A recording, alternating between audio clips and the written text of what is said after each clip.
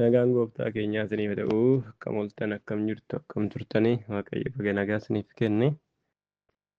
Har'a sagalee Waaqayyoo gabaabinaan wajjin ilaalla. Yeroo darbee gara sa'aatii lamaa kan ta'uu fi ergaa waldaa Simirnaa kan jedhu mul'ata Yohaannis keessaa waliin ilaallee turre.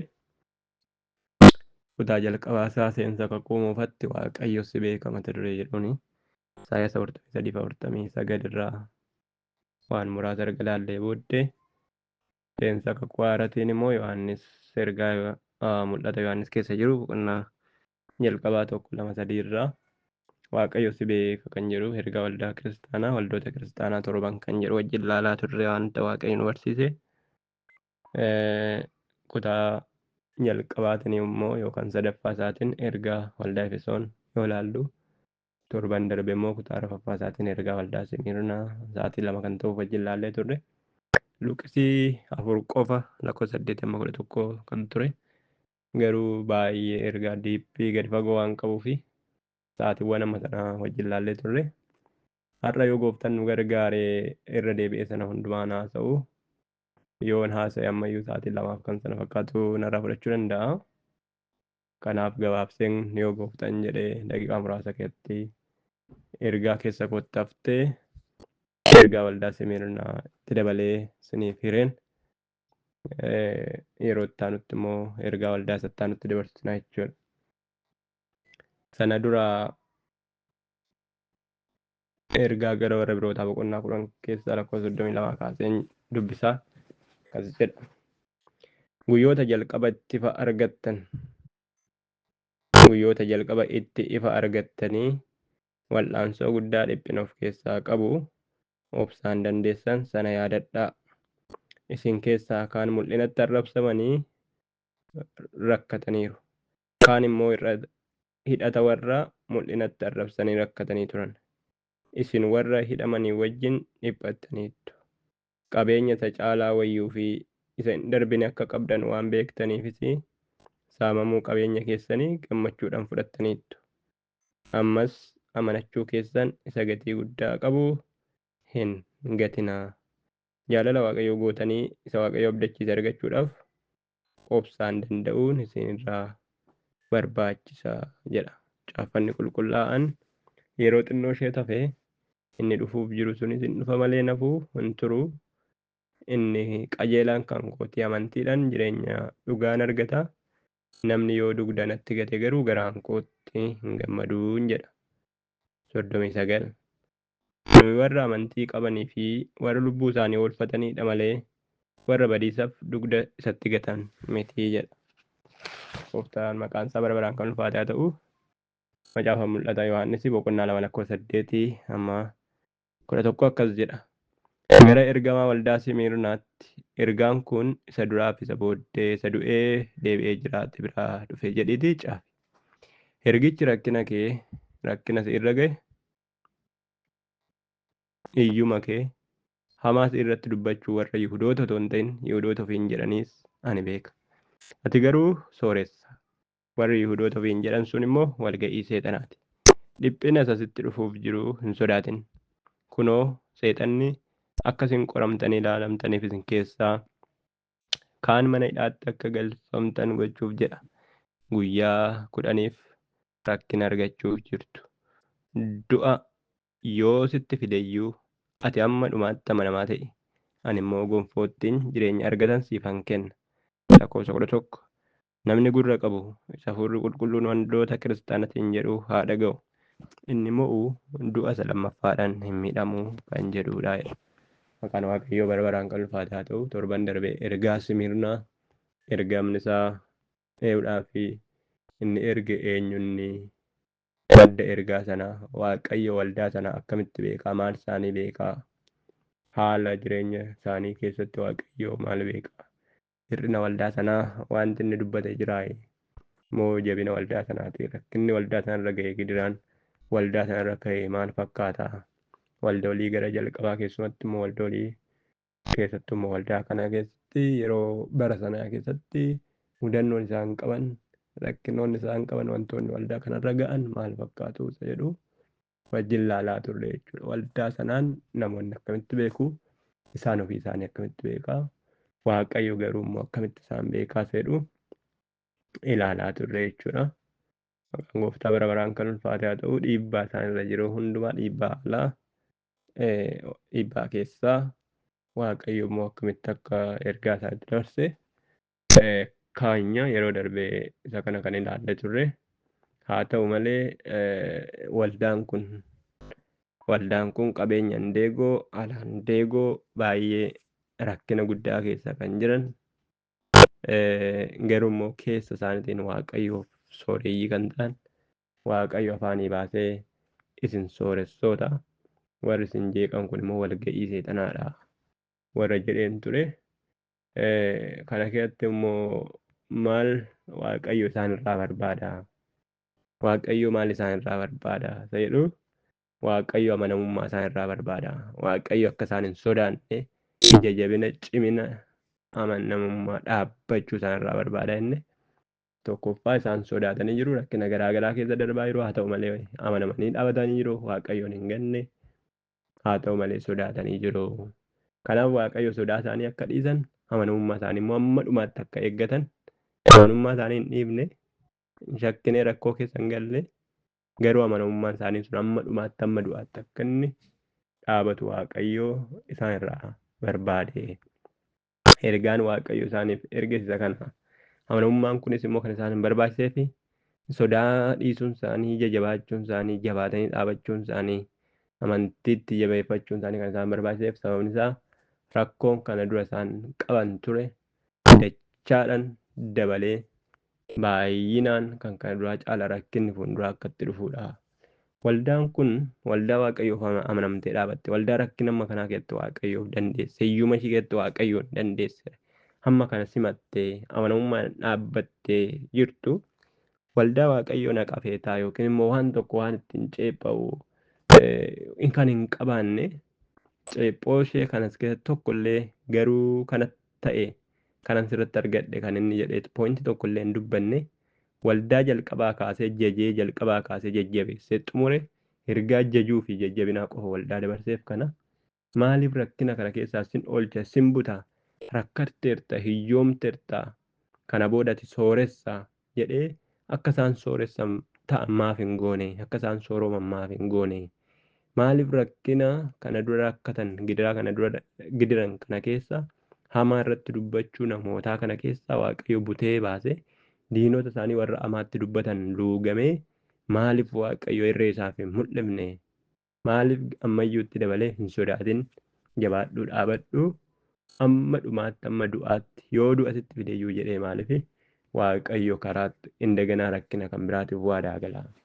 Ammayyuu ergaan inni itti ergaa jiru seexanni ammayyuu sin gooluudhaaf ka'ee jira. Ammayyuu sin gingilchuuf ka'ee jira. Indaganaa seexanni karoora keessanii karoora isaa keessatti qoramtanii akka ilaalamta fi indaganaa manatti hidhaatti sin geessuuf jira. Mana hidhaa keessatti ganaa rakkootu guyyaa 10 rakkoo gurguddaa arguutti jirtu jedhaan jechuudha. Kana Waaqayyo rakkinni kana dura rakkatte hiyyumni kana dura iyyoomte maqaan kana dura bade arrabsoon kana dura si arrabsame hin ga'a. Buteen si baasa maaf hin jenne. Maaf guyyaan si fidan jenne. Maaliif iddoo wal'aattan si baasan jenne. Guyyaa 10 iyyuu mataa isaa immoo qoramtanii rakkattanii gidirtanii edda laalamtanii booddee achi keessaan butee sin baasan immoo maaf hin jenne. Guyyuun 10 booddee iyyuu haa ta'u inni kaan haa ta'u.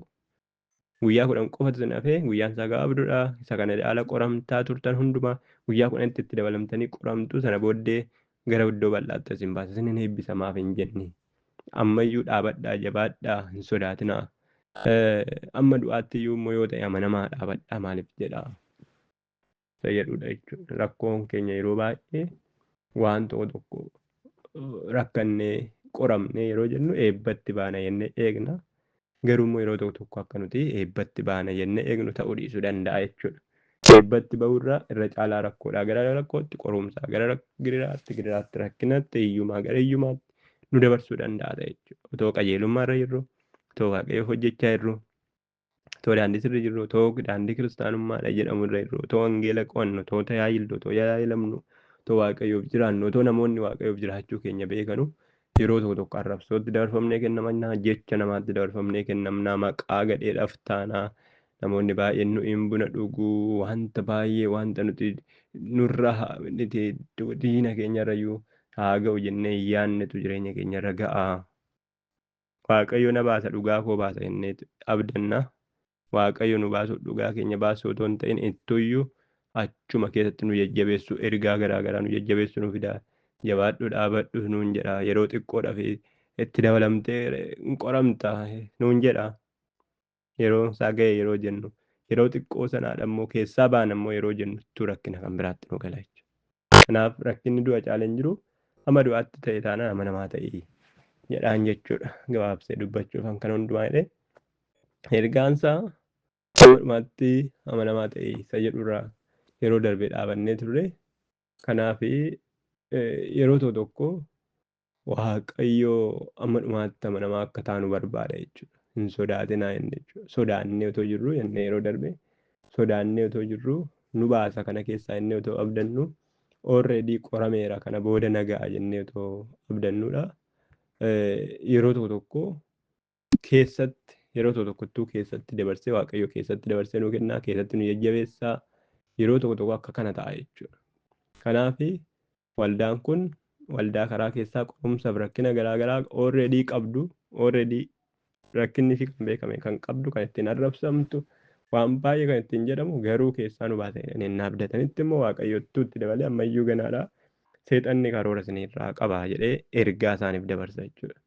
Kan baay'ee nama dinqu garuu otoo ergaan sun isaaniif hin darbin otoo seexanni dhufee isaan qoruu jalqabe otoo mana hidhaatti waaqayyo nu baasa as keessaa nu baasa rakkina kana keessaa nu baasa inni otoo isaan waldaatti deddeebi'anii jiru otoo isaan mana hidhaatti dabarfamanii otoo ergaan sun isaaniif darbuu baatee maal ta'uyyuu isa jedhutu nu yaaddisuu qaba jechuudha. Kanaaf namoonni kun namoota jireenya alaatiin baay'ee deegoo ta'an keessa isaanii garuu baay'ee badhaadhoo kan ta'an waaqayyoof kan jiraatan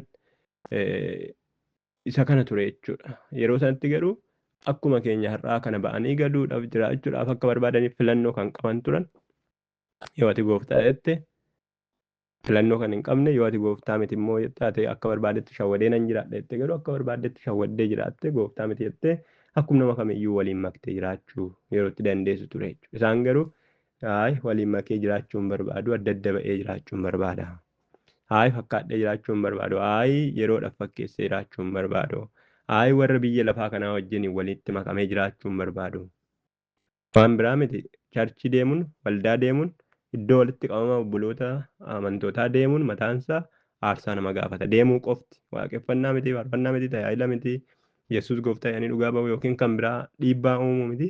Dhaqaniidhuma deemanii obboloota kiristaanaa wajjin walitti makamuunsaa amma yeroo dhiyoo kanaatti iyyuu amma ammaatti iyyuu iddoo tokko tokkotti mataansaa gatii nama baasaa jechuudha. Lubbuu isaanii qabsiisanii deemu jechuudha. Kanaaf furmaanni isaa maal ture? Ergaan koo akka kanaadha ookee maal irraa barbaaddaree?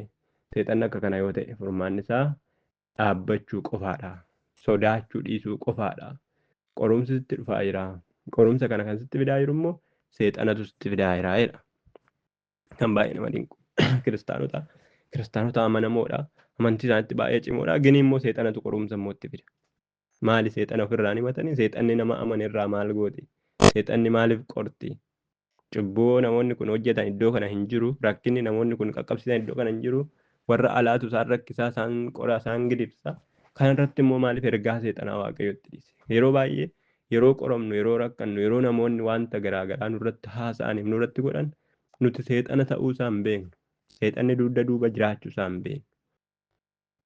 Namootum sana irratti qabamna, namootum sana irratti haaloo kuufannaa, namootum sana jibbinaa, xixii jibbinaa, ibiloo sana kana na godhenna, kana irratti haasa'e, kana irratti dubbate, waa'ee koo waan nama iddoo akkanaa dubbate, kanatti akka akkanatti haadha manaa obboleessa obboleetti koo maalii koo walitti buuse jenna. Garuu seexanni dugda duuba isaa akka jiru hin beeknu. Sababni isaa iddoon sun iddoo walga'ii seexanaati. Warri Yihudoota ofiin jedhan garuu Yihudoota hin taane sun walga'ii seexanaadha isaanii. Namoota akka kanaatu akkanas godhe sirratti haasa'a. Hamaa sirratti haasa'a. Maqaa kee hamata. Warri si akkan, warri si arrabsan namoota akkasiiti. Warri si ceephaani jedha jechuudha. Yeroo tokko innaa namoonni waa'ee keenya wanta hamaa godhaniif wanta hamaa jedhanii seexanni dugda duuba akka jiru nuuf hin yaadda'u. Namootum sanattuu yaada keenyatti dhufa. Yeroo tokko immoo yeroo namoonni akka kana godhan seexanni dugda duuba isaa jiraachuu yoo mala Yeroo tokko yeroo seexanaan qoramnu immoo waaqayyo dugda duuba jira jennee yaadnu. Waaqayyo maaliif seexana nurratti dhiisee jenna jechuudha. Inni fannaa nurraa hin ba'u, inni fannaa nurraa achi hin deemu, inni fannaa nurraa hin siqu, dhibeen nurraa hin ka'u, rakkinni nurraa hin ka'u, hiyyummaan nurraa hin ka'u, numa ifannaa, numa soomnaa, numa kadhannaa, namuma waaqayyooti. Jireenyi keenya waaqayyo wajjin baay'eedha, of qorree baay'ee of ilaalla. Garuu nurraa achi hin siqu. Yeroo baay'ee yeroo seexanaan qoramnu waaqayyo akka dugda duuba jiru hin beeknu. Amma Iyyoob yeroo qoramaa ture waaqayyo dugda duuba akka jiru hin beeknu. Bakka waaqayyo waan gaariidhaaf isa qoraa akka jiru waan tokko hin beeku. Lubbuu ajjeesanii waan gaarii hin maanne, haadha manaan ofii nama gantee waan gaarii hin maanne, ijoollee ofii 10 kan taatu dhabanii ijoollee babbareedduu maalin qabeenya ofii waggaa meeqatti waaqayyotti galateeffachaa ture, waaqayyotu na badhaase naa kenne jechaa turan akka qabeenya sabsibiidhaan dhufe guyyum tokkoon ergiif yeroo jedhu kana caala maanni fayyaan waggaa meeqatti galateeffachaa ture nuti iyyuu hin dhagaamne iyyuu hin galateeffanne guyyaa gaaf tokkootiin ergiif yeroo jedhu lubbuun ofii qofti yeroo nama keessatti haftu arrabaan qofa haasa'u yeroo danda'anitti.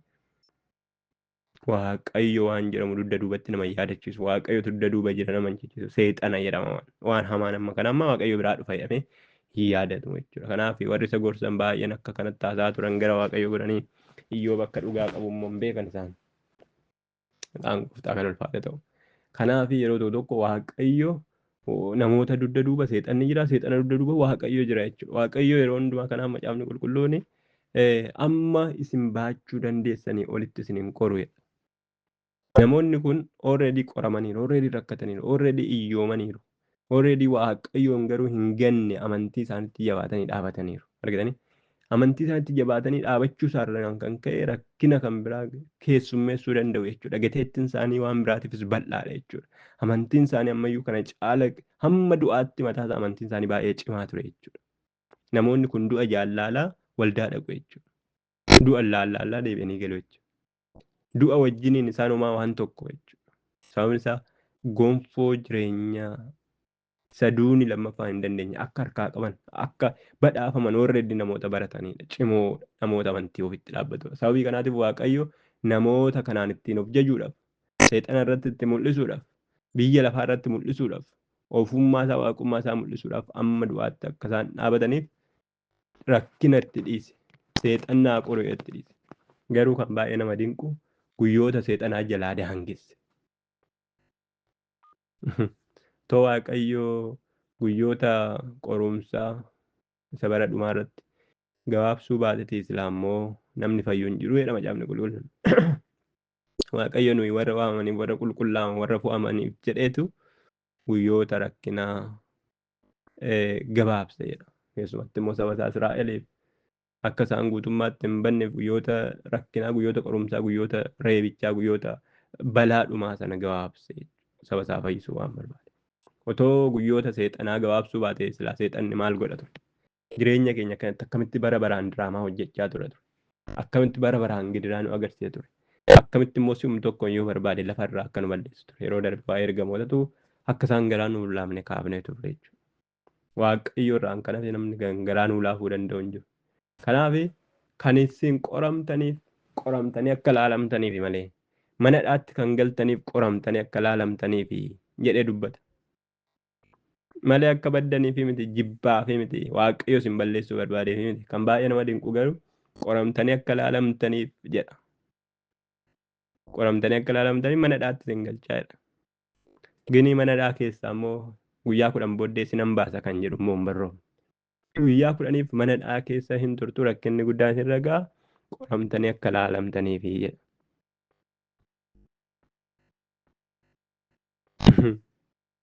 Kanaaf waaqayyo yeroo tokko qorumsa nuti qabnu irratti, gidiraa nuti qabnu irratti, rakkina nuti qabnu irratti indagana namoota fuulduratti akka qoramnee ilaalluuf, mootii fuulduratti qoramnee akka ilaalamu, amanamummaan keenya dhaabbataa akka ta'e akka waaqayyo ofiisaa beeksuudhaaf maaluma waaqayyumti isaan jedhan kun akka isaan jedhan.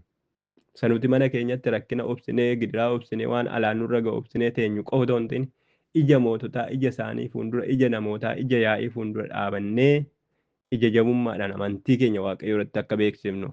Phaawulos ikkoo waaqayyo qorumsa garaagaraa keessa isa dabarsuu isaatiin ani carraa wangeela lallabuun argadheera. Inni dhaqee yoo nama fuuldura dhaabate waan inni falmatu wangeela lallabuu isaati. Akkanatti amanee akkanatti waaqayyoon amansiisee waaqayyo akka kanaadha waaqayyo akka kanaa dubbata. Maaloo na dhiisaanii qulqulluudhaan waan goone hin anneen sobne akkas yoo ta'u hin ta'in ani waaqayyoodha waaqayyo isa jiraataan tajaajila. Waaqayyo immoo inni jiraatan akka kanatti natti mul'ate. Anis akkuma kana namootuma kan akkuma kan keessanii kanan ture dura waaqa tolfamaan tajaajilaa ture seexan tajaajilaa ture.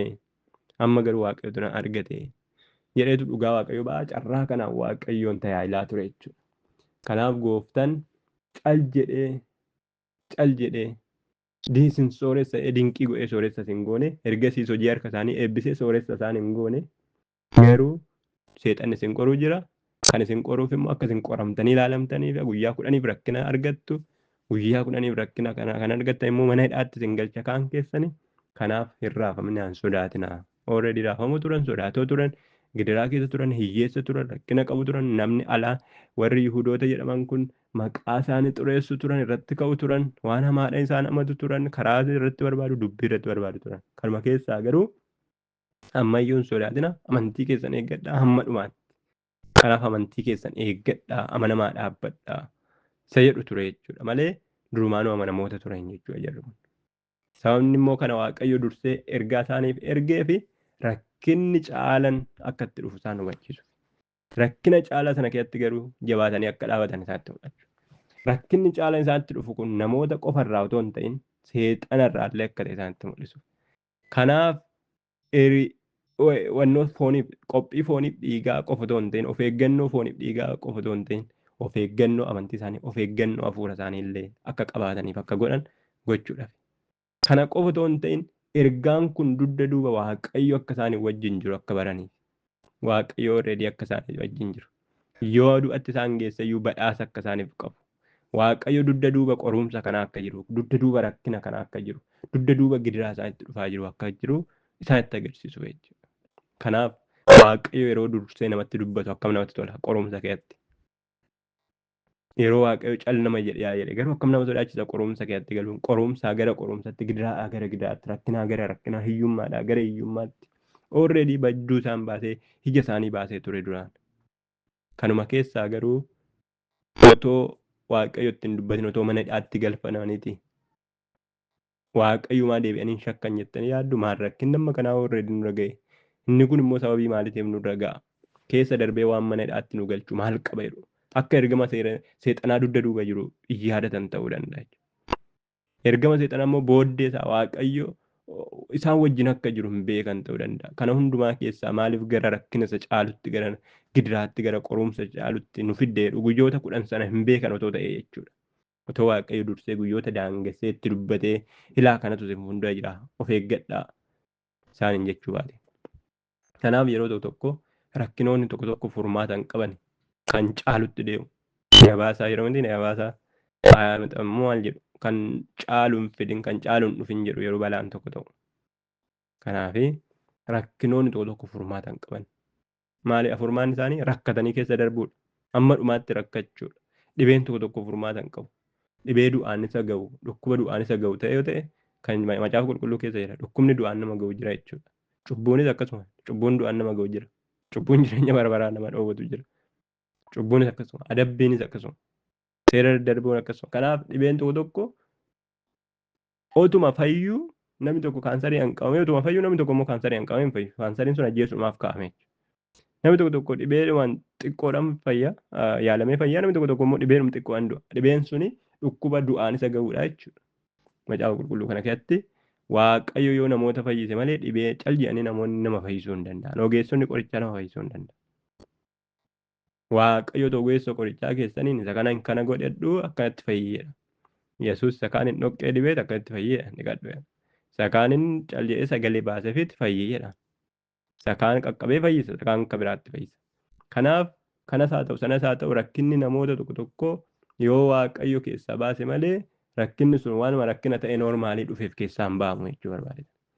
Ittuu rakkina caalaa ta'a. Yeroo tokko dhibeen tokko ittuu namatti gaalaa deema amma du'aatti.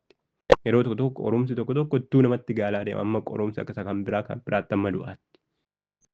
Amma abdii kutannaatti. Kanaaf waaqayyo dursee sagalee erge qorumsi kun isa seenirra darbuu miti.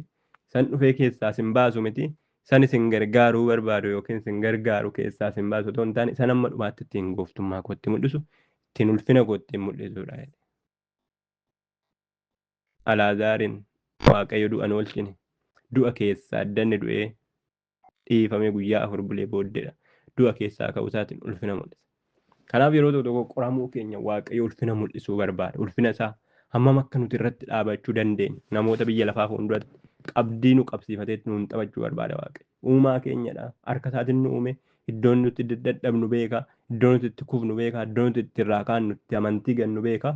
Kanaaf akka barbaadetti iddoo barbaadetti nu jabeessee iddoo barbaadetti nu dhaabee iddoo barbaadetti nu taphata. Amanamummaa keenya biyya lafaa fuulduratti akkamitti akka isaan irratti maxxanuu danda'a. Waaqayyo akkamitti akka isaan oolchuu danda'u kakuu moofaa keessatti ijoollee dargaggoota sadan argitaniittu. Daani'el fa'ii argataniittu. Waaqayyo isaaniin qabdii taphate bakka. Ani ijoollee kana qabaa isaanis mootii fuulduratti nuti yoo banneen banna yoo gubanneen gubanna malee mootii mallattoo fakkeenya kanaatiif hin sagannu nuti Waaqayyo isa jiraataa qabna. Yoo nu oolche baay'ee gaarii Waaqayyo keenya ittiin jajama. Yoo nu oolchuu baates immoo nuti suma waaqeffannee banna malee gonkumaan sagannu. Waaqayyo isaan oolchee isaan 3 ta'anii itti darbatamanii inni kophaa isaa tokkotti dabalatee 4 ta'anii keessaa ba'an. Haaleluyyaa. Argitanii? Ibidda keessa ta'e Waaqayyo yeroo tokko ibiddatti galuu nu dhowwu ibidda keessatti nu wajjin ta'a. Rakkinatti galuu nu dhowwu rakkina keessatti galaanatti galuu nu dhowwu galaana keessatti akka nyaatamne nu godhe. Biyya lafaa kana argatte rakkinni inni guddaan du'a. Waaqayyo yeroo tokko du'a mataa isaa iyyuu nu dhowwu akka duunu goona duunee akka inni ulfaatu ta'a. Ulfina isaatiif nu ajjeesuu barbaada Waaqayyo yeroo tokko. Waaqayyoon gannee du'uurra Waaqayyoon amanannee yoo duune ulfina Waaqayyoo mul'isa jechuudha. Namni gidiraa du'aan isa qaqqabsiisu qabullee jira yaadu yeroo kana. Hiyyummaa du'aan isa qaqqabsiisu rakkina qorumsa du'aan isa qaqqabsiisu jechaa fi yakkoo garaagaraa du'aan isa qaqqabsiisu namni qabu hin jira yaadu gidduu keenya garuu amantoonni jalqaba sana akka kana godhanii jechuudha. Waaqayyo amanamummaa isaanii cimina isaanii sana keessaa amanamummaa isaaniif cimina isaa irraa kan ka'e isaan oolchuu dideetu ittuu rakkina kan biraatti dabarsee isaan kenna. Seexanni isaan rakkisuuf isaan gidirsuuf namoonni kun amantii isaaniitti cimoof dhaabbatoo waan ta'aniif yeroo hundumaa isaan rakkisee isaan gidirsee maqaa mataa isaanii gadi qabuuf yaada ture. Waaqayyo guyyoota 10 eeyyama kenneef. Waaqayyo eeyyama kennenaafin seexanni guyyoota 10 nu rakkisa. Garuu baay'ee kan nama dinqu Waaqayyo guyyoota daangessee eeyyamaaf. Waaqayyo Iyyoobin seexanaaf eeyyame dhaqiitii mee tuqii jedhe. Iyyoobitti garuu hin himne. Seexanni si qoruudhaaf jedhee durseetti hin himne. Ilaa jabaadhuu dhaabadhu amantii godhadhu hin jenneen. Akkam nama dinqa. Otoo Waaqayyo namatti hin dubbatin otoo hammi kun namarratti ta'e. Ergaan raajiin dhaqee seexanni si qoruu fi jabaadhuu dhaabadhu amma dhumaatti amma du'aatti hin jenneen. Otoo waan tokko hin beekin aayidiyaa otoo hin qabaatin rakkoo amma kanaa keessatti Waaqayyo wajjin hafuu danda'e. Lubbuu isaa qofti yeroo haftetti amma ishiin baatutti. Silaa du'uun koon ooluu arrabsee hin du'uu jedhe. Haati manaan silaa du'uun keen ooluu arrabsi du'e jennaan silaa du'uun koon ooluu arrabsee hin du'uu jedhe. Qajeelummaa harkaa fudhadhe waan gaarii harkaa fudhadhe qabeenya harkaa fudhadhe ijoollee harkaa fudhadhe haadha manaa harkaa fudhadhe har'a maafan arrabsa jedhe. Yeroo sana Waaqayyotu naaf kenna itti galateeffadhe qabeenya Waaqayyoon na badhaase jedhe har'a immoo maafan arrabsa jedhe. Akka hin kenne hin fudhate maqaan gooftaa bara baraan kan ulfaatu. Haaleluyyaa. Waaqayyoon arrabsuudhaaf afaan isaan saaqqanne arrabni isaa ija hin jabaan hin banamne afaan isaa. Haaleluyyaa. Maqaan gooftaa kan ulfaatu. Kanaaf Waaqayyo namoota kan akka waan qabsiisee seexana wajjin ittiin qabdii taphateetti garuu baay'ee gaarummaan isaa inni guddaan Waaqayyo isaanitti dubbate. Har'as gaarummaan isaa inni guddaan Waaqayyo nutti dubbachaa jira. Namoonni rakkina garaagaraa keessa darbinu gidiraa garaagaraa keessa darbinu gidiraa sana keessaa immoo ba'aa hin jirru yeroo nuti baanerra guyyaa 10 tafe jedhu ittuu rakkina isa caalu nutti fida yeroo ta'e. Yeroo nuti baanerra kana keessaa bakka yeroo yartuu tafe ittuu ergaa kan biraatu nu darba ergaa jajjabinaa kan biraatu nu darba yeroo ta'e. Maali barri koo akkuma kanaa yeroo jennu Waaqayyo bara keenya sanaan ulfaachuu barbaada. Waaqayyo amantii nurratti qabu sana akka nuti ittiin biyya lafaatti isa mul'isnu barbaada. Waaqayyo nurratti amanateera jechuudha. Waaqayyo mucaan koo nan gatu nan dhiisu hamma dhumaatti amanamaa ta'uu hin danda'a hamma du'aatti dhaabbachuu hin danda'a nuun jedheetu seexana wajjin biyya lafaa wajjin ittiin nuun of jajaa jira jechuudha Waaqayyo. Kanaaf yeroo tokko mana yaalatti qoricha fa'ii namatti kennaniitu qoricha kana fudhadhuuti dhibeen kee kana kanatti fakkaata yoo sitti wayyaa'ee bareeda yoo sitti wayyaa'uu baate garuu deebi'i namaan jedhu. Garuu yeroo tokko namatti fooyya'uu caalayyuu namatti cimaa deema irraan baay'ee irra darbaan deema. Kanaaf akka kana yeroo tokko rakkinni keenyatti cimaa gidiraan nu ga'aa deema jechuudha. Kanaaf macaafa qulqulluutti dhibee kan fayyisu mataan isaa Waaqayyoo ta'e malee qorichi dhibee sanaa waan jiraateef miti jechuu barbaaden. Akkuma kana rakkina giriraa nuti qabnu, qorumsa nuti qabnu, hiyyuma nu qabnu, arrabsoo nuti qabnu Waaqayyoo nurraa kaase malee wanta yeroon isaa akkas ta'e yookiin nuti dhaabannee jabaanne kanaaf kan kana fakkaataniif miti jechuudha. Kanaaf akka nuti qophoofnu, akka nuti jabaannuu fi akka nuti dhaabbannu kan dursee isaanitti hime jechuudha. Mana hidhaatti sin galchuu jabaadhaa guyyoota 10 sin qoru jedhe malee immoo kan baay'ee nama dinqu yeroo akkanatti fakkaatu akkam beektu guyyaa 10 booddee mana hidhaatiin isin baasa waan jedhu fakkaata. Garuu immoo maaliif jedhee guyyoota 10 keessatti mana hidhaatiin isin baasaa otoo hin ta'in mana hidhaa sana keessatti duuti jiraachuu danda'a. Isin ajjeesuu bira gahuu danda'u jechaadha ergaan isaanii karaa bira. Isin ajjeesu hin jedhu garuu mana hidhaatti isin galchuu jedha. Jini guyyoota 10 qoramtanii akka ilaalamtaniif jedha. Sana booddee garuu guyyoota 10 booddee hin baatu hin jedhu. Qoramtanii ilaalamuun keessan guyyoota 10 fudhachuu danda'a. Ekspaardeetiin isaa guyyoota 10dha. Guyyoota 10 sana keessatti garuu amma du'aatti iyyuu yoo ta'e du'a isinitti fidan yoo ta'e amanamaa ta'e jechuun guyyoota 10 sana keessatti qorumsa sana keessatti du'uu iyyuu dandeessu. Isin ajjeesuu iyyuu danda'u jechuudha dugda duubaan kan inni dabarsaa jiru. Waaqayyo gaa du'a keessaan isin baasa. Mana hidhaatti akka isin hin galfamne hin godha. Mana hidhaatti immoo yoo galfamtan isin hin eega, isin jabeessa, isin wajjinan ta'a hin duutanii jechaa hin jiru jechuudha. Tokkoffaa mana hidhaatti jireenya amma jiraachaa jirtan ishiidhuma amma nuti iyyoomne rakkanne jettan keessayyuu kan caalu yabaasa mana hidhaa keessa galuu dandeessu. Kan baay'ee nama dinqu immoo mana hidhaa keessa galtanii guyyoota 10 hin qorumtu. Rakkina garaagaraa keessatti dabartu guyyoota 10. Rakkina garaagaraa guyyoota 10 keessatti dabartan kanaaf immoo rakkina argattan kana keessatti tarii du'ayyuu isinitti fiduu danda'a. Rakkinichi gara du'aa isin geessuu danda'a. Kanaaf du'a keessaan isin baasaa, rakkina keessaan isin baasaa akka isin mana hidhaa hin galfamne hin godha otoo hin ta'in mana hidhaa keessatti galcheen isin wajjin hin ta'a. Isin sooreyyiidha. Isin amanamoodha. Isin cimoodha. Sodaa isin hin barbaachisu. Isin sodaatinaa fuuldura kootti jira ergaan isin qoramaa jirtan kun ani keessa jira warreedha. Guyyoota isaa daangesseera. Seexanatu kan isin godhee ergaa durseetti jechuudha. Otoo Waaqayyo otoo isaan itti himin rakkina duraan qaban, gidiraa duraan qaban isa torban haasaa turre sana keessaa deebi'anii gara manaatti immoo darbatamanii akkam cima. Otoo Waaqayyo ittiin dubbatin otoo mana hidhaa keessatti darbatamanii guyyaa 10 isaa 20 isaa 100 isaan beekin otoo qorumsa garaagaraa keessa darban akkam cima. Otoo qorumsi du'a isaanitti fidu otoo Waaqayyo irraan dhagayin otoo Waaqayyo isaanitti hin dubbatin ergaan isaaniif hin darbin keessa darbanii rakkinoota duraan keessummeessaa Waaqayyoof amanamanii jiraatan bira darbanii inni isaan sodaatan mana hidhaatti gatamuu keessatti mana hidhaa keessa galanii rakkinni du'aan isaan ga'u otoo isaanitti dhufee ija fuuldura dhaabate Waaqayyo fuuldura dabalanii danda'anii dhaabatu isa jedhudha jechuudha. Kanaaf rakkinni kun namoota biraayii walga'ii seexanaati. Namoonni suni seexana biraayii seexanni namoota sanatti fayyadame argitanii ana biraayis immoo ani immoo guyyaa isaan nan daangessaa fedha koo immoo sana keessatti nan mul'isa ittiin ani immoo ulfaadha. Kan baay'ee sin dhibu. Kanaaf maaliif seexanni nutti dhiisa yeroo tokko?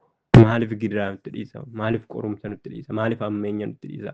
Maaliif hiyyummaatti nu dhiisa? Yeroo tokko nutoo amantitti cimoodha Waaqayyo fuuldura yeroo baay'ee dhaabanna deddeebina hojii Waaqayyo amma dandeenye hojjenna. Maaliif rakkinni amma kanaan irra ga'an jedha. Yeroo tokko rakkinoonni nurra ga'anii keessaa baana yeroo jennu ittuu rakkina kan biraa dhalanii dhufu. Keessumatti immoo nama xiqqoo ishii jajjabaatutti baay'ee rakkinni baay'ata. Nama qajeelatti. Argitanii macaafni qulqulluun mataan isaa nama qajeelatti rakkinni qorumsa akka baay'atu dubbata. Waaqayyo garuu daandii isaatti isaa wajjin akka ta'u keessaa immoo butee akka ta'u. Yoo butee baasu amma gaa poointi ishiin kun yoo butee baasuu baate, yoo oolchuu baate, yoo fayyisuu baate, yoo qorumsa keessaa baasuu baate garuu amma dhumaatti namicha irra kan barbaadamu maanni sodaachuu dhiisuu amanamee dhaabachuudha jechuudha. Waaqayyo cal jedhee lafaa ka'ee dubbatu. Yoo keessaa isin baasuu baate, yoo gaaffiin keessan deebi'uu baate, yoo isin fayyisuu baate, yoo isin oolchuu baate, yoo akkasin amanamtanitti isin gargaaruu baate, amanamummaa keessan yoo isin tolaan isin deebisuu baate, yoo namoonni stiil isin irratti haasa'u ta'e, isin yakku ta'e, isin gidirsu ta'e, jireenya biyya lafaatti hir'attan yoo ta'e, du'uu amma du'aatti garuu amanamaa ta'uudha. Kanas du'a booddee qorumsi hin jiru waan ta'eef du'a booddee wanta jiru gara dhumaatti itti dhufna yoo danda'e dafee xumuruu yaada. Kanaaf namoonni sun ofitti muranii waldaa deemu jechuudha. Eenyummaa isaanii isa sirrii beeka Waaqayyo. eenyummaa isaanii isa sirrii waan beekuuf ittiin of jajee isaan irratti dhaabatee namoonni kun rakkina kana keessa darbanii qoramanii seexana fuulduratti maqaa koo waamsuu hin danda'u. Biyya lafaa fuulduratti maqaa koo waamsuu hin danda'u. Naan qabatanii du'uudhaaf iyyuu akkamuma waaqayyomti inni isaaf jedhamee du'an kun akka jedhee biyyi lafaa raajeffatu seexanni mataan isaa akka inni gadi jedhu. Akka dargaggoo sanii akka Daani'eel kan jedhu. Otoo immoo akka Phexros fa'ii ta'eeti gooftaan waan ittiin of jaju hin qabu. Phexros ati halkan kanayyuu si'a sadii na gantaa jedheen. Maqaan gooftaa bara baraan kan ulfaataa ta'u. Namoonni kun irra daddarbaan jira baay'ee. Dhiiga isaanii sanaan charchiin kun jabaatte. Jajjabina isaaniitiin charchiin biyya lafaa ishiin amma jirru sun amma nuti hin beekne malee waldaan Simirna guyyaa gaaf sanaa amantii ishiitti jabaattee dhaabachuu ishiitiin qoramuu ishiitiin qorumsa darbuu ishiitiin caafinsaa wanti nu qaqqabe jira. Wangeela keessa wanti nu qaqqabe jira. Tokkoffaa ergaan isaaniitu nu qaqqabe kun.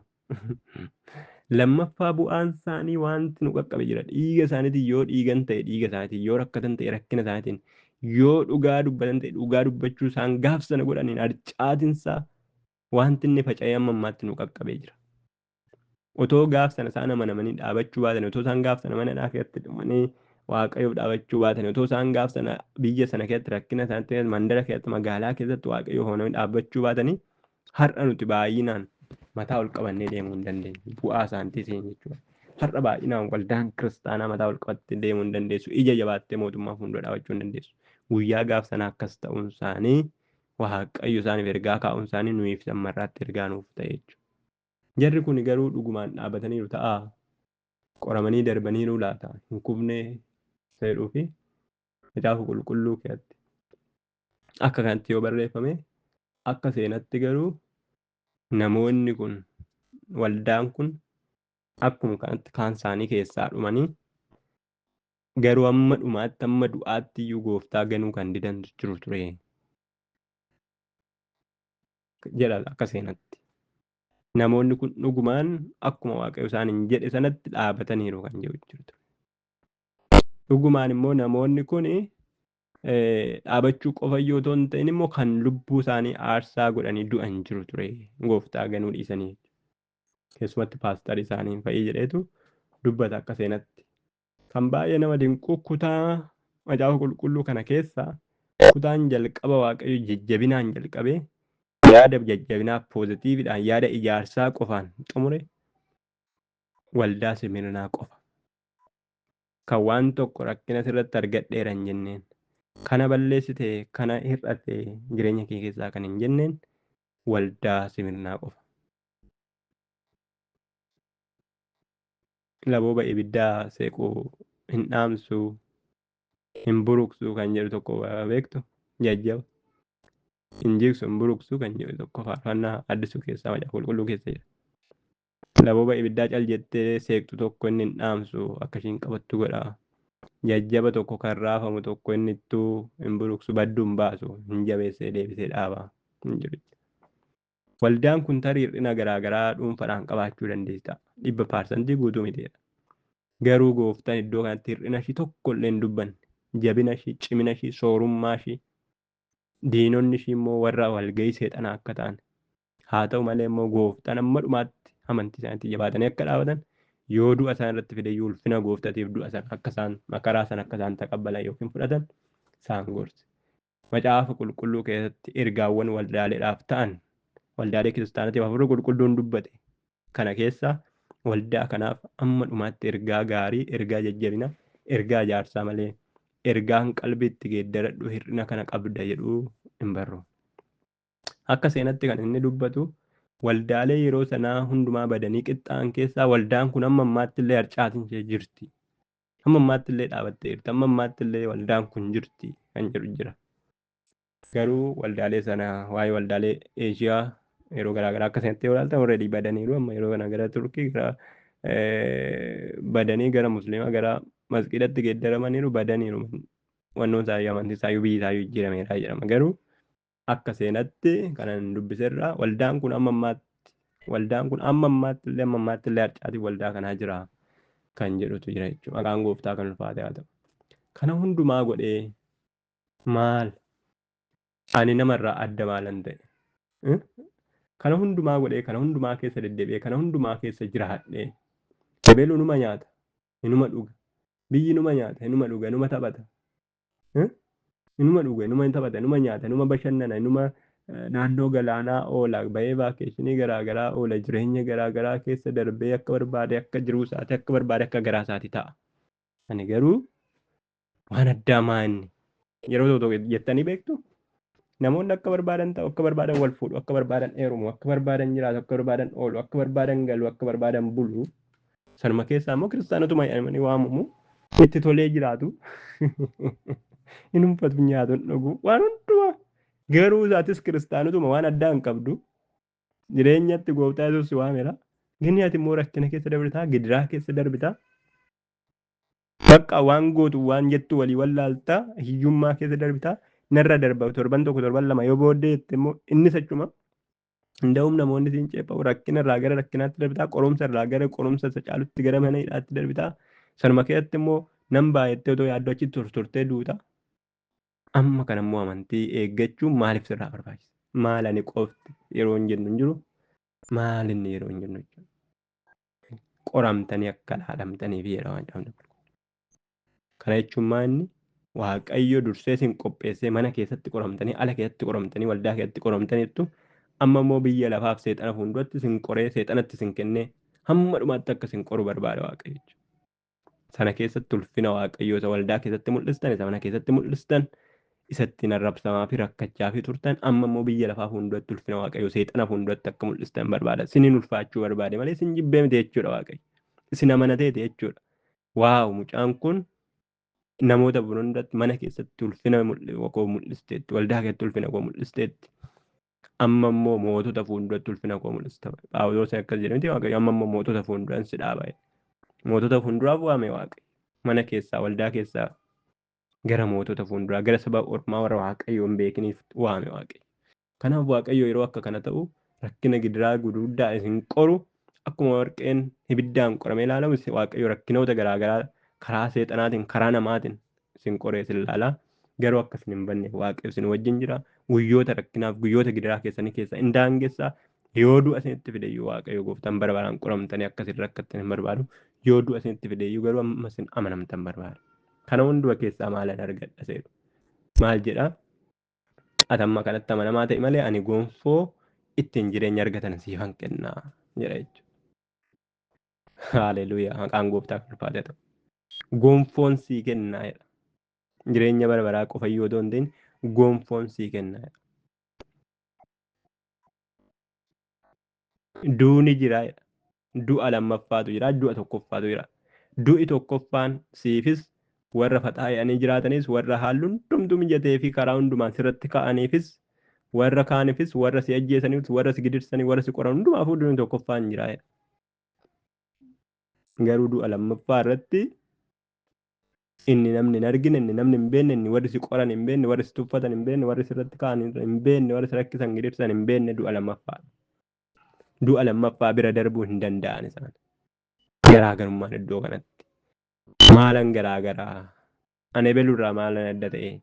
Maafan amma kana qorama? Maafan amma kana gidira yeroo jettu ati amanamummaadhaan waaqayyo wajjin jirtaa? Taanaan waaqayyo hin sodaatini. Amanamummaan kee amma dhumaatti amma du'aatti iyyuu yoo ta'e haa ta'u. Anarratti amanamii dhaabbadhu. Sana keessatti ani gonfoo yoo ati duutellee gonfoo jireenyaan sii kenna jedha. Ergan du'e maal laa godhaa? Biyyi lafaa gonfoo garaagaraa jira. Kunoo kan nuti yeroo bardiidee dubartoonni kabajatanii yeroo wal fuudhan wal heeruman yeroo kabajatanii yeroo mootonni gonfoo garaagaraa kaa'atanii yeroo gonfoonni jennu gaasuma isuma akka warqee fakkaatu isa bareedu isa calaqqisu jechuudha. Phaawulos namoonni wal dorgoman gonfoo baalaa mataatti qabachuuf maraatoonii midhaamni yeroo isaan dorgoman argitanitti ta'uu danda'a. Fiiganii gonfoo baalaa wayii mataa irra ishii kaa'u nama moote sana jechuudha. Haaleluyyaa. Isaan gonfoo baalaa miti meetiidhuma warqeedhuma yoo ta'e iyyuu isa mormatti kaawwatan isa gateetti kaawwatan isa mataatti kaawwatan yoo ta'e gonfoon sun akkam akka nu mararu beektu sin. Amma miis Itoophiyaa, miis eenyunaa, miis Afrikaa, miis Oromiyaa maal kan jedhanii waan akka gonfoo shamarran mataatti kaawwatan sana ammam akka sin hawwisiisu beenna. Nuti hundumtuu beenna jechuudha. Dhiironni kan warra moototaa zarii warra moototaa ta'e beelluu ilma mootii ta'e ani gonfoo mataatti kaawwatan warri saawudii amma warri moototaa waan isaan mataatti kaawwatan beekna amma akka hawwinu garuu gonfoo du'aan adeemne gonfoo badaan adeemne gonfoo warqee meetii biyya lafaa kanarraan hojjetamne gonfoo harki waaqayyoo hojjete isa bara baraan namarraan fudhatamne isa bara baraan gadi galaan deemne isa hin xuroofne amma gonfoo isaan fudhatan sun yeroo muraasa booddee gonfoo baalaa waan ta'eef hin horcaatiidha macaa qulqulluu kana jedha nutis immoo dhugaa isaa beekna meetiif warqee mataan isheetiyyuu hin zaagdi hin baddi yeroo booddee kan sin ajaa'ibu manuma dhaqanii bareedumaaf kaa'atu malee hin nyaatan hin dhugan jireenya hin agarsiisuuf jireenya bara baraan kennuuf saasfaakshinii gammachuu biraa waan isaanii kennu hin qabu bakka manuma dhaqanii kaawwatu bakka boru fiiganii hin argatan taanaan gonfoo biraa isaan barbaachisaa hin argatan taanaan indaganaa deebi'anii gaddu jechuudha.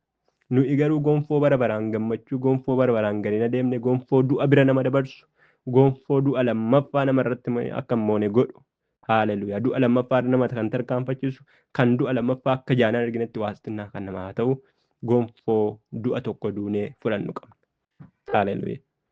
Namoonni sun garuu gonfoo sana waan hin qabneef du'a lammaffaadhaan mo'amu. Nuti garuu gonfoo sana qabannee gonfoo jireenya bara baraatiin du'a lammaffaamu. Namoonni nama dhumaatti yoo amanaman duuni lammaffaan isaan irratti hin mo'uu jedhama caafaa qulqulluutu.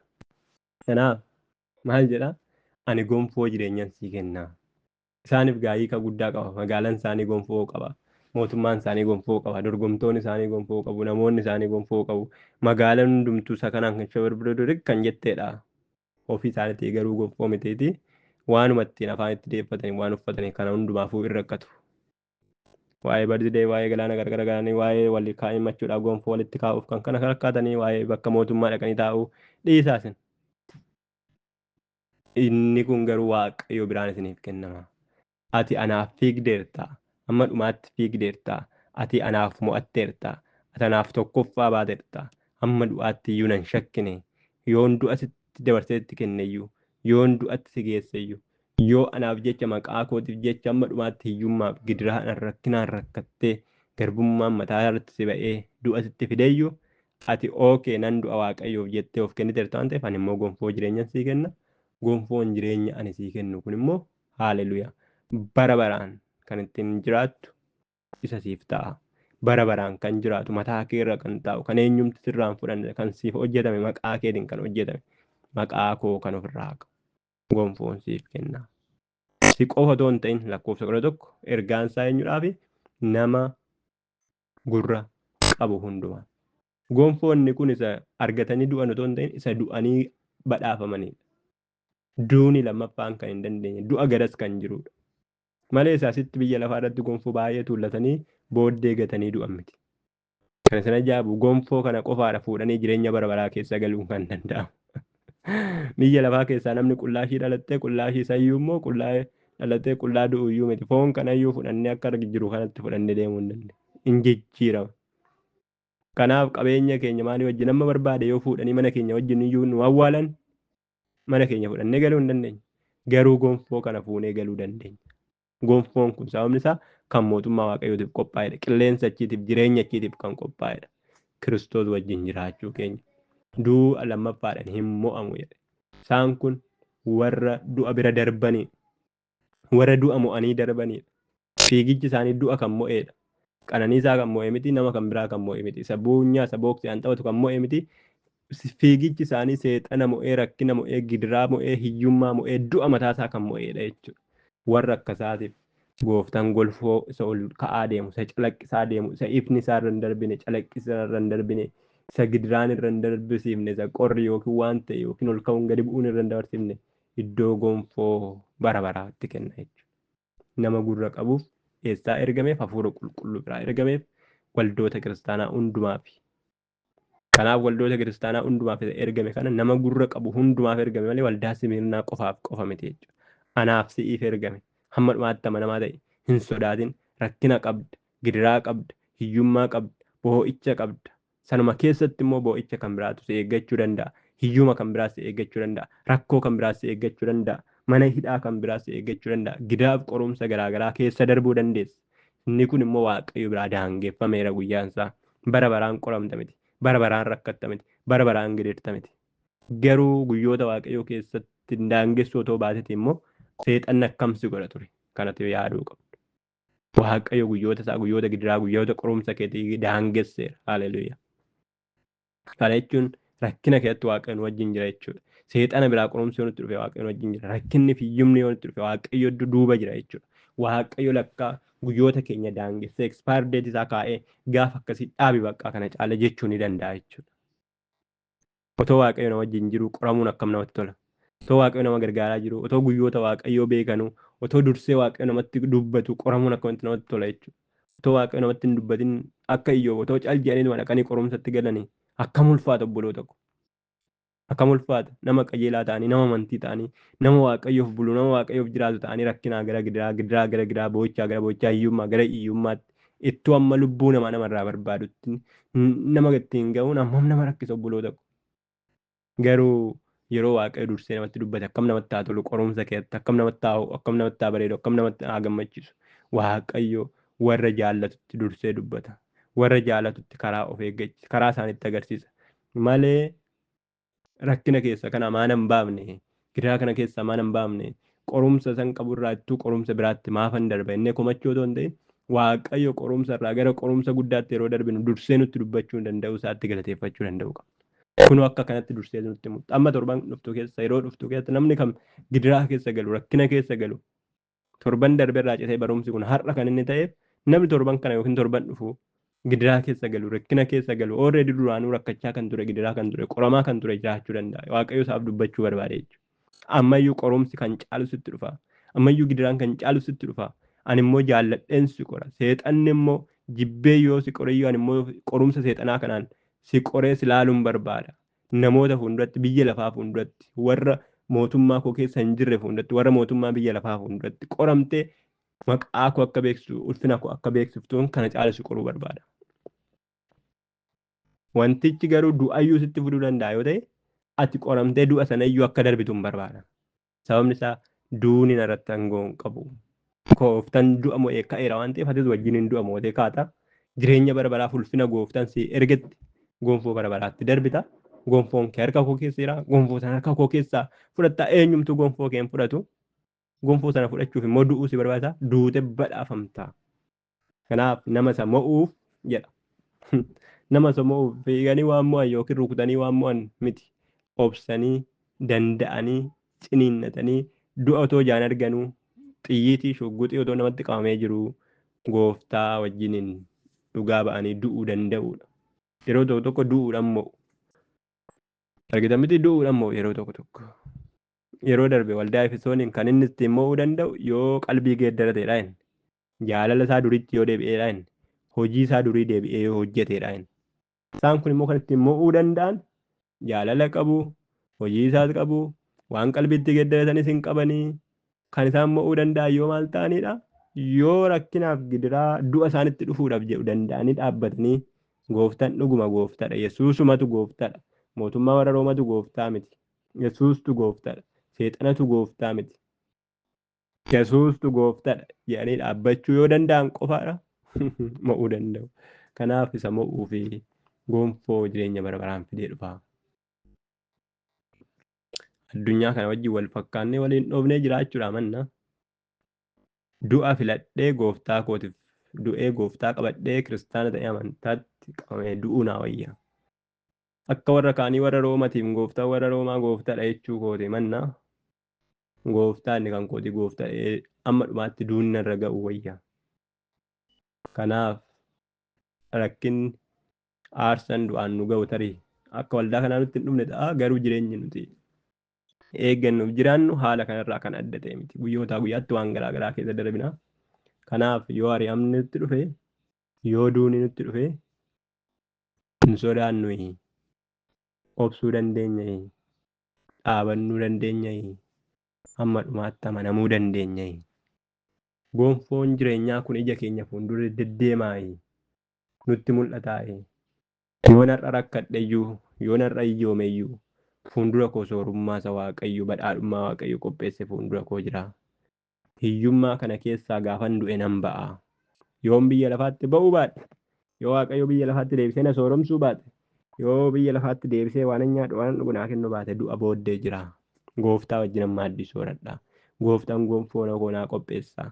Yeroo xiqqoo ishiitu hafe jedha iddoon jalqaba dubbise miti birootarraa. Yeroo xiqqoo ishii inni nan dhufa jedhe sunis nafu hin turu. Yeroo xiqqoo ishiitu hafe jedha. Yeroo xiqqoo ishii qofa nan obsa.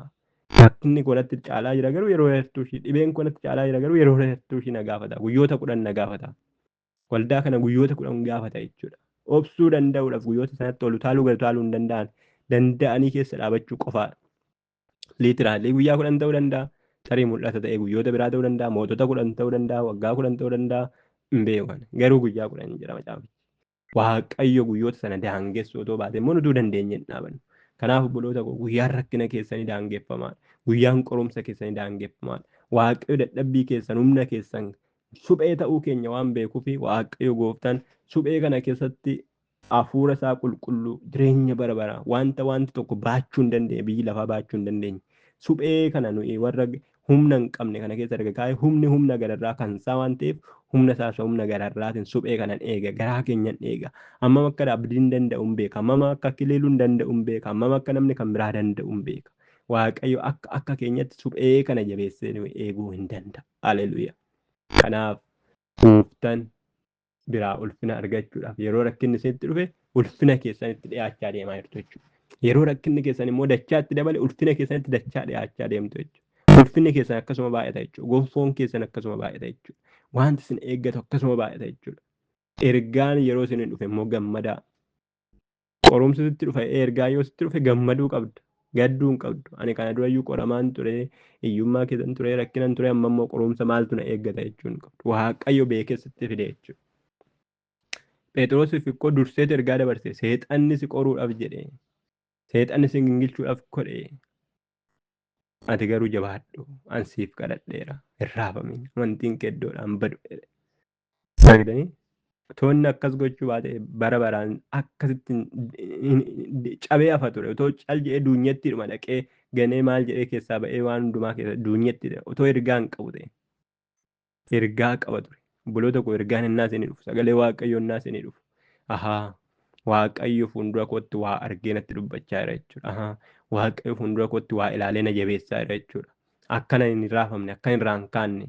Har'a otoon rakkina tokko maatii koo gidduutti dhagaye, biyya koo gidduutti dhagaye, iddoon jiraadhutti dhagaye, gooftaan na wajjin jira jedhee dhaabachuu nan danda'a.